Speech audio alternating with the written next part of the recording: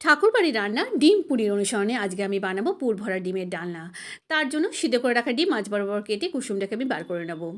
এবার কুসুমটাকে ভালো করে ম্যাশ করা হয়ে গেলে প্যানের মধ্যে সাদা তেল গরম করে পেঁয়াজ কুচি, রসুন কুচি, ফ্রোজেন কড়াইশুঁটি, গোলমরিচ গুঁড়ো, নুন, জিরে গুঁড়ো, হলুদ গুঁড়ো আর দিয়ে দেবো হলো সিদ্ধ করে রাখা ডিমের কুসুমটা। সমস্ত কিছু দিয়ে ভেজে রাখার বাদাম আমি গুঁড়ো করে দিয়ে দিয়েছি। এবার পুরটাকে ঠান্ডা হয়ে গেলে সাদা অংশের মধ্যে পুরটাকে ভরে নিয়ে বেসনের একটা গোলা বানিয়ে নেবো। তার মধ্যে থাকবে বেসন, লঙ্কা গুঁড়ো, নুন, হলুদ গুঁড়ো। জল দিয়ে ভালো করে গুলিয়ে ডিমটা ঠিক আমি যেভাবে বসাচ্ছি সেইভাবে বসিয়ে বেসনের গুলোয় ভালো করে চুবিয়ে নেবে।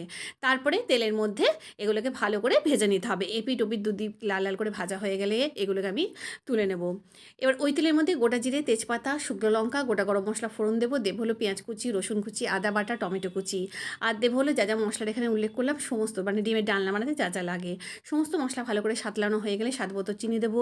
দেবো হলো পরিমাণ মতো গরম জল, কাঁচা লঙ্কা, ধনেপাতা কুচি আর হলো ঘি।